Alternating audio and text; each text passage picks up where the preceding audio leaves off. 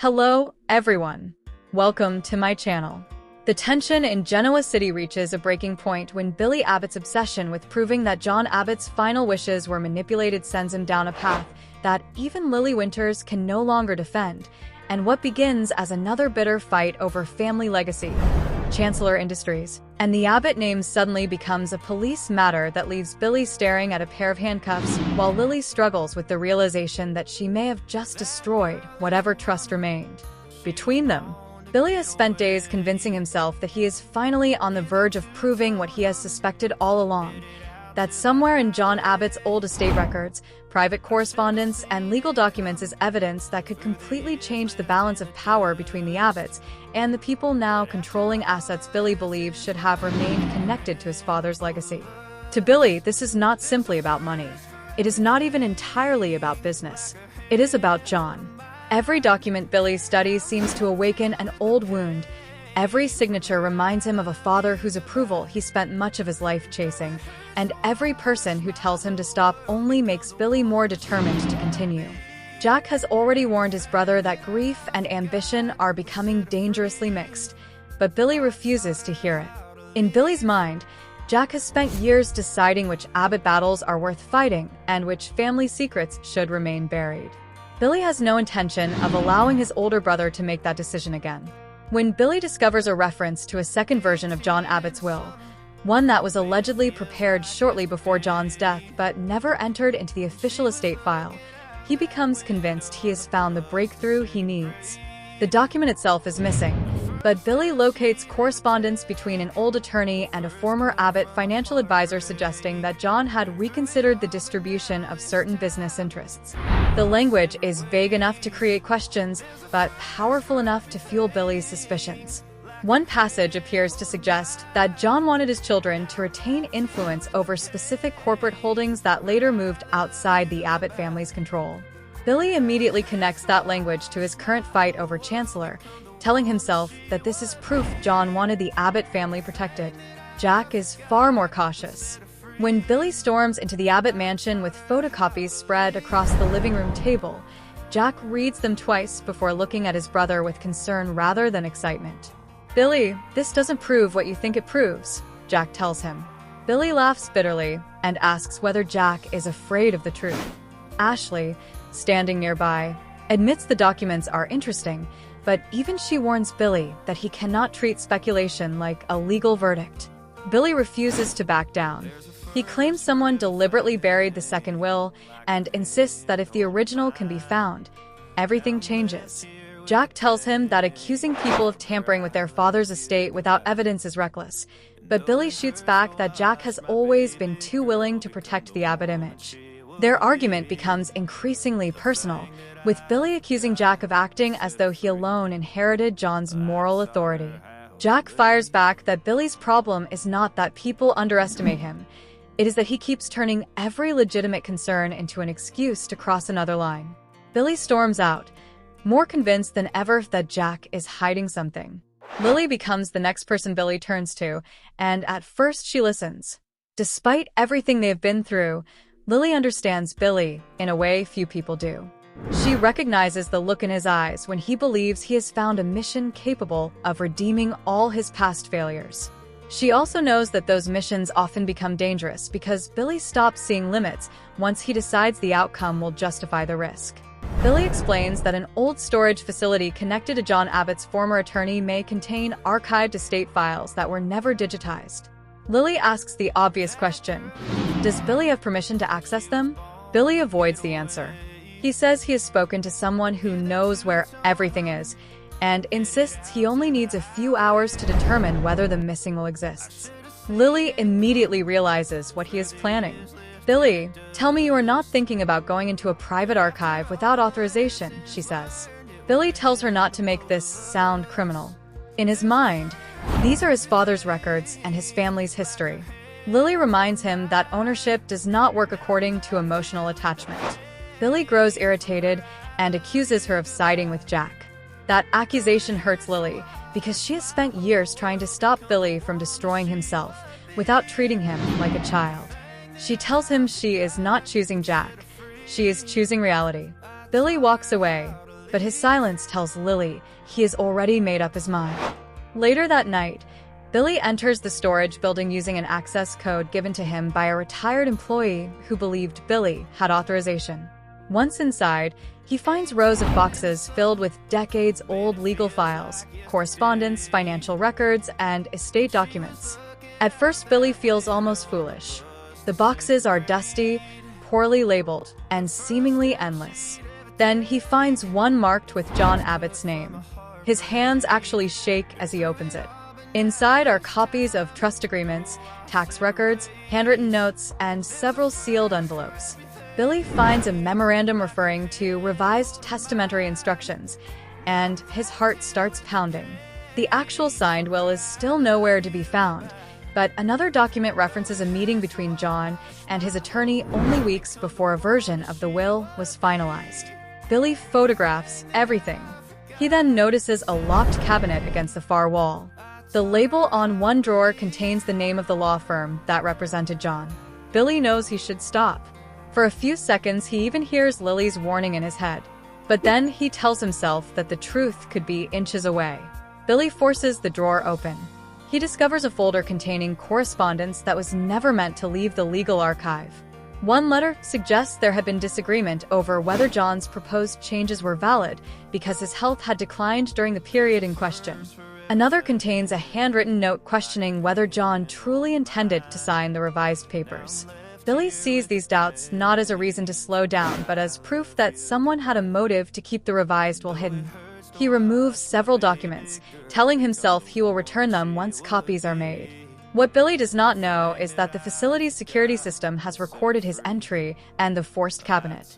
By the following morning, the archive manager discovers the damage and contacts the law firm. Lily learns about it before Billy realizes how serious the situation has become. She receives a call from a business attorney who knows she has been involved in the ongoing chancellor dispute. The attorney asks whether Billy had claimed he was acting on Lily's authorization. Lily goes cold. She asks what Billy did, and the answer leaves her stunned. Someone entered a restricted storage area, forced open a locked cabinet, and removed confidential legal documents tied to the Abbott estate. Security footage reportedly shows Billy inside the building. Worse, Billy had apparently mentioned Lily's name to the retired employee who gave him the code, implying she was aware of his research. Lily hangs up and immediately confronts Billy. She finds him in his office with John's old papers spread across the desk. The sight alone tells her everything. "Tell me those are copies," Lily says. Billy looks up and hesitates. That hesitation is enough. Lily asks whether he stole privileged documents. Billy insists he did not steal anything. He says he borrowed records belonging to his own family because the people responsible for protecting them had hidden the truth. Lily demands that he return them immediately. Billy refuses, claiming that once he gives them back, they could disappear forever. Lily asks him whether he understands the position he has put her in. Billy says she is overreacting. Lily's voice rises. "You used my name, Billy." Billy argues that he merely told the employee Lily knew he was researching Chancellor's history. Lily says that is not the same as giving him permission to break into a restricted file. Billy tries to redirect the conversation toward the contents of the documents. He points to the handwritten note and says John may have changed his will. He claims there could have been a deliberate effort to suppress those changes. Lily barely looks at the papers. "I don't care what is written there if you committed a crime to get it," she says. Billy's face hardens. He tells Lily that everyone in Genoa City loves the truth until someone has to get their hands dirty to uncover it. Lily replies that this is exactly the excuse Billy always uses before everything collapses. Their argument grows vicious. Billy accuses Lily of never truly believing in him. Lily says believing in him does not mean protecting him from consequences every time he chooses chaos. Billy tells her to leave if she cannot handle what he is doing. Lily stares at him for several seconds, wounded but furious, then tells him he has no idea what he has set in motion. Billy assumes she is making an emotional threat. He turns back toward the papers and begins photographing another page. Lily walks into the hallway, takes out her phone, and makes the call that changes everything. When the police dispatcher answers, Lily pauses. Her breathing is uneven. She knows what this will mean. She knows Billy will see it as betrayal. She also knows that if she says nothing, her own name could become attached to what he has done. "I need to report possession of documents that may have been taken illegally," Lily finally says. Less than an hour later, Billy is still working when two officers arrive at his office. At first, he assumes they are there because the archive manager has complained. Billy puts on his familiar confident smile and says this is obviously a misunderstanding. One officer asks whether he has documents belonging to the legal archive. Billy says he is reviewing Abbott family records. The officer asks again whether he removed them from the facility without permission. Billy refuses to answer and asks whether they have a warrant. Then Lily enters. Billy's expression changes instantly. There is something in her face that tells him she knew they were coming. "Lily," he asks. She cannot answer immediately. Billy looks from her to the officers and finally understands. "You called them?" Lily tells him she gave him a chance to return the documents.